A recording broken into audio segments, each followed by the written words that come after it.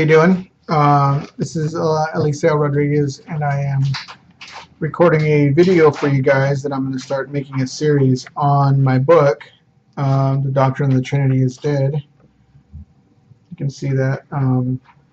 This is not actually officially out on print, but I am doing some editing on the book, and I am getting it refined and finished for actual publishing. But I do have the unedited version on my website, some of it, if you guys want to check it out at begottengod.com. But what I'm going to be doing is, while I'm looking at this and editing it, I'm going to be reading it to you guys and explaining to you guys about the book as we move along. It'll help me because I need to get in here and make sure that I'm making a good presentation on the book and saying everything that I want to. And then on top of that, it'll help me with making sure that I'm making my point as well as I can in person on the book. So, so to begin with, the title of The Doctrine of the Trinity is Dead is a prickly one for sure. A lot of people don't feel comfortable with picking up a book or reading a book that says that as its title, and I understand that, but I really feel like this is what the title should be, and so I'm not going to change it. But it's not going to be a very heavy-handed, mean, disrespectful book about anything except the truth. What I'm trying to do here is I'm going to show you what's really found in the Bible, what's really found historically, where everything happened. And I don't do it just so that we can have an argument or to be controversial and to start a controversy where people start questioning things that they've been taught their entire lives. But this is what I found. This is the truth. And I want you guys to understand that as a person who has done all of the research myself, not for a book's sake, not to be popular or famous or well-known. It's because I wanted to know what the truth was. I looked into it deeply, and this is what I've come up with. And it's not anything other than that.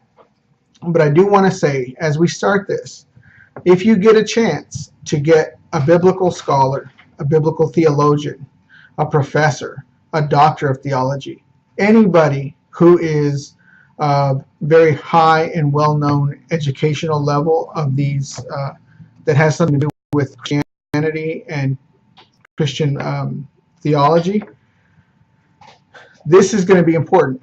Now, and these people need to read or at least listen to what I'm going to say, because what I'm going to say is going to defy the majority of what Christianity has taught for more than 1,000 years.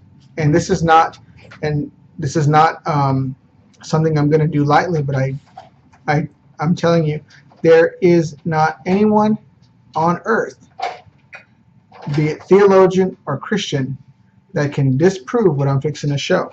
And I say that because I really want the theologians of this world to look at what I'm saying and what I'm reading, and look at the evidence from front to back and tell me whether or not this is true.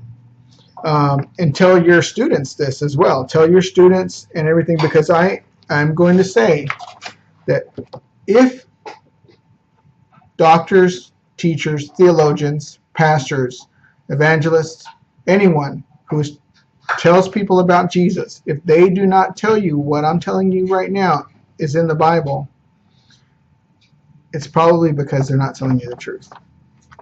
And that's because sometimes people get paychecks and they need to stand with who they get paychecks from, or they feel intimidated or don't feel like they have the power or the ability to push back at all of theological history. But here's something about me, though. I don't care. I don't care what people have taught for 1,000 years. I don't care. I care about what the Bible says, and I care about what the early church fathers, the early Christians, the leaders of the churches after the apostles died, their disciples, I care what they said. After that, things could get muddy, things could get confused, things could get lost. But within the same time period that the apostles were alive, they had disciples, and those disciples, those are the people that I studied. I didn't study anybody past that, okay, except for one guy, and that's Justin Martyr. So this is what, just going to give you a framework of what we're going to do. We're going to look at, and I really do encourage you guys, if you guys get a chance to get on my website and get the book, The Doctrine of the Trinity, in e-file, right? The ebook version on my website. It's not officially finished. I still have to edit it and everything else. But if you guys are going to watch this and you want to follow with me what I'm saying, so you can look at the documentation so that we can go through it, I really, really, really encourage you to get it. It's not the official, right? I mean, it's not going to come like this. This is a proof. See, I'm still working on this. I like the cover, obviously. I like the cover. I like, what's on the back. It's actually going to be different than what's on here now. But what I want to do is to, I'm going to go through it and edit it one more time. And while I'm reading it and explaining it to you guys, I'm going to make notes on here and then make changes and adjustments to this as we go. And once we're done, we'll have the official full edited version. But so here's my my manuscript, and I've got margins on the side here, a little bit more than, if you can see that. I've got margins on the places to put my notes, and it's double spaced and all of that. So so we're going to go through this as quickly as possible, and I will discuss this with you and explain this to you, and hopefully you can tell other people about it, and they can figure out about it and hear what I have to say. But there are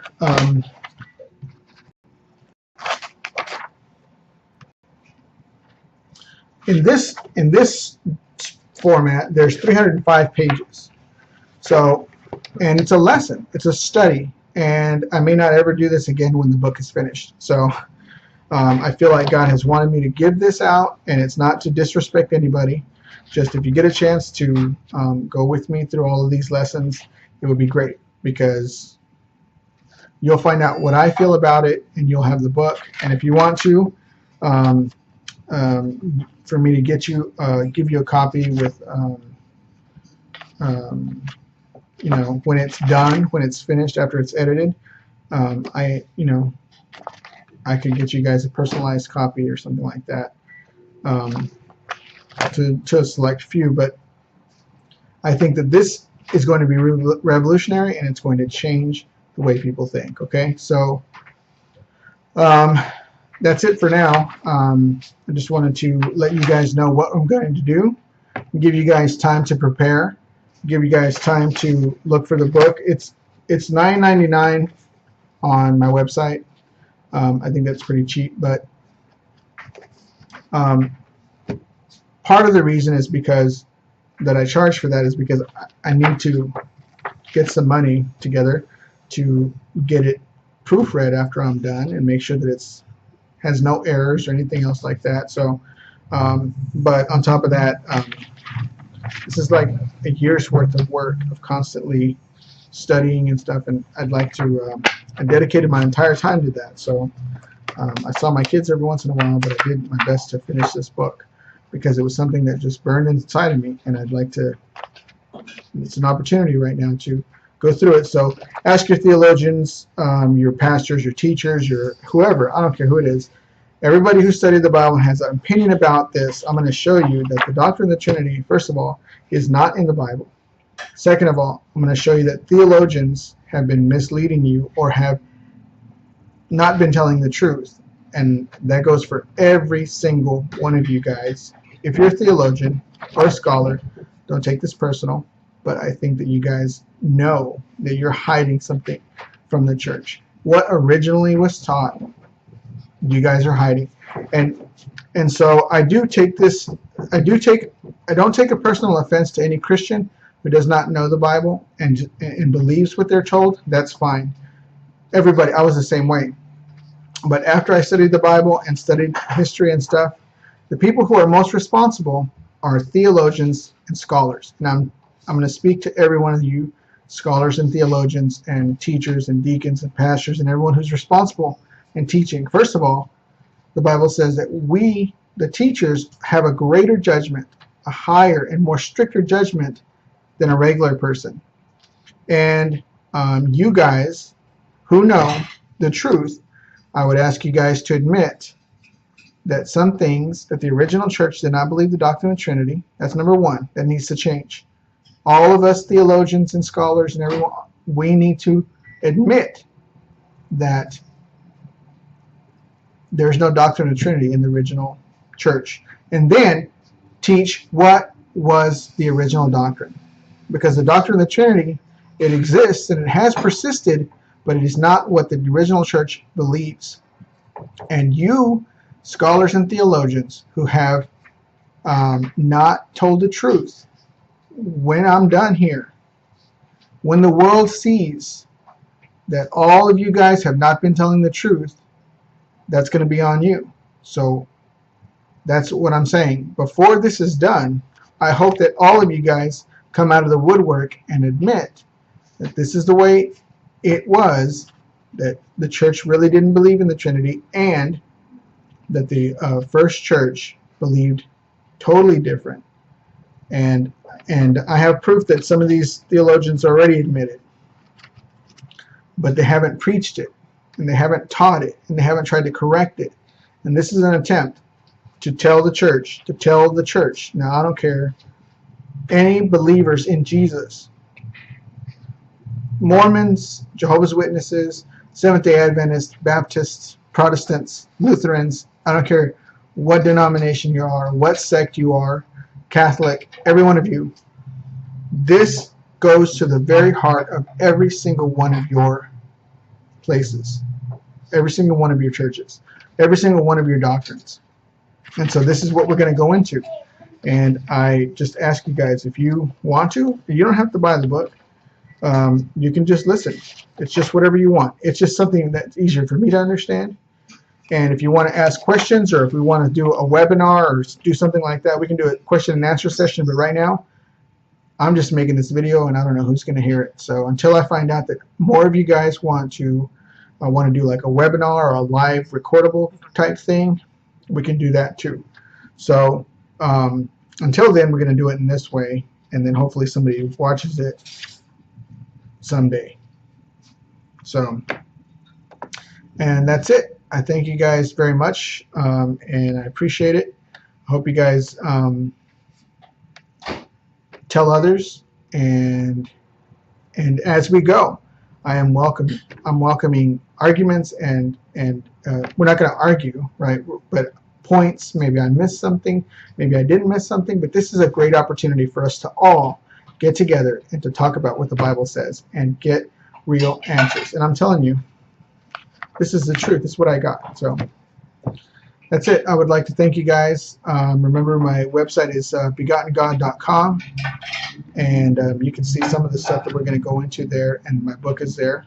And then we can go on, and that's a disclaimer, right? It's not fully edited, but it's going to help me because I got to read it anyways, right? I read it anyways, and while I'm reading it with you guys, I can at least see errors and scratch it out, make changes and stuff like that while we go. So, and it gives me an opportunity to talk to people about what the book is about before it gets out. So, thank you very much. Appreciate it.